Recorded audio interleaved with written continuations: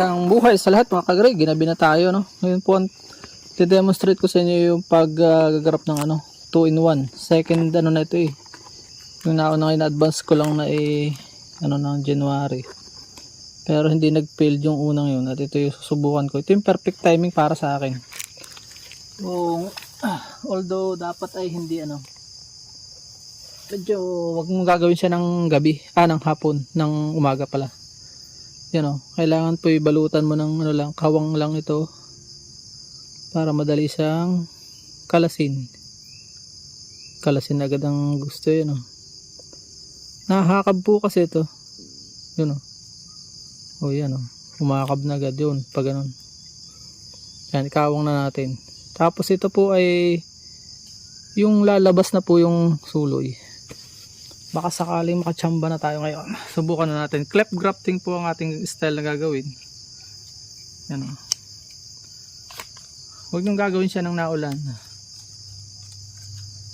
2-in-1 po ito. Ito ay yung variegated.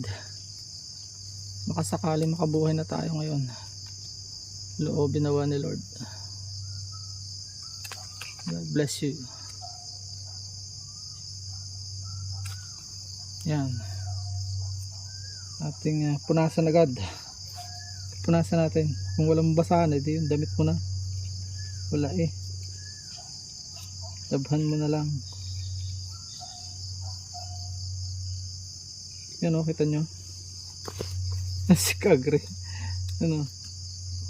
Yun. Kailangan kasi walang dagta. Punasan pa natin sa paa. Walang basahang nadala. Basahang malinis po dapat. Gabi na talaga eh.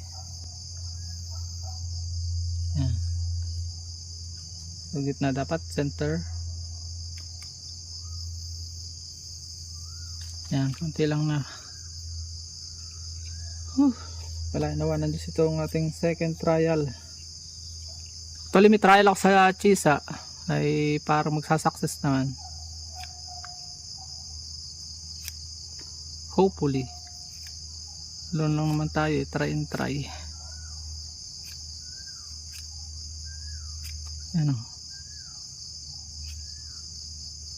Ito yung first ever experiment natin sa pag-graph. Ganyan. Kailangan sigo-sigo siya dun sa punasan ulit natin sa paa. Para wag magka-punggos.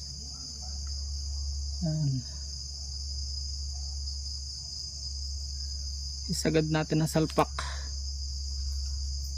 Yan. And then atin tatalian na. Naka-ready na dapat yung pangtali natin. Yan. Pinitawan, huwag kang makakawala. So, dapat yung at least yung one side ay magtama doon sa yung kanyang mga balat. Yan, gumalaw pa at kasi malikot para ikaw ay mabuhay.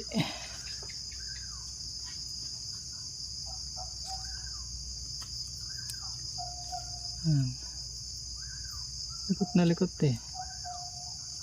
Try lang tayo mga kagre hanggang sa makuha natin ang exact formula. Kung sakaling hindi mabuhay, marami pa namang katatry tayong gagawin.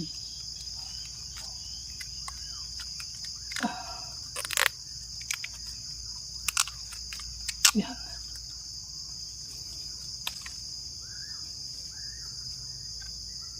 Kailangan ibuhol po natin sa gitna.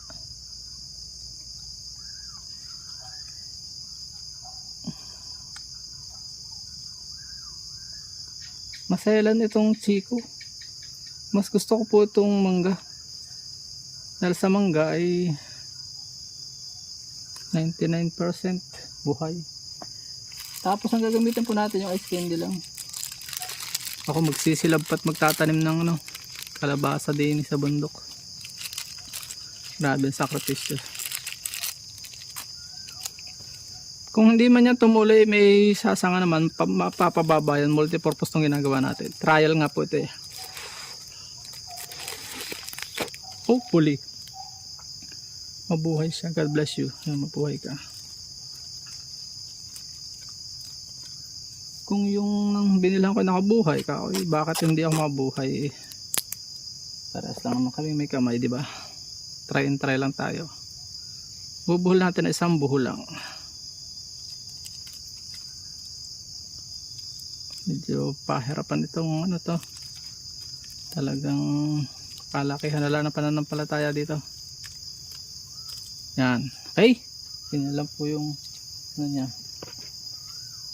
Second trial. So paalam and God bless. Kung kayo pinapagpala sa video ito is pakishare po at nang marami sa ating mga kabayan na matuto. At sama-sama tayong umasenso. Paalam and God bless.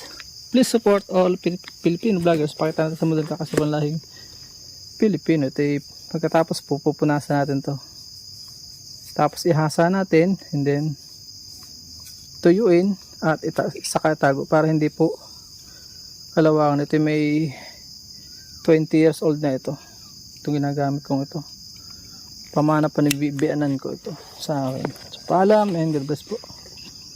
At itatago na natin. Ganda nung lalagyan ko. Nalimot ko lang po ito. Lalagyan ng emergency kit. Ginawa ko siyang badding ano. Bye bye po. God bless. At dyan po nagtatapos ang munti natin vlog. Kung kayo pinapagpala at mahilig kayo sa ganitong klase mga upload, please consider subscribing and hitting the bell icon so that you'll get notification sa mga upcoming namin videos. Ano po? Magkita-kits po tayo sa susunod natin mga vlog. Paalam and God bless. Bye bye po muna.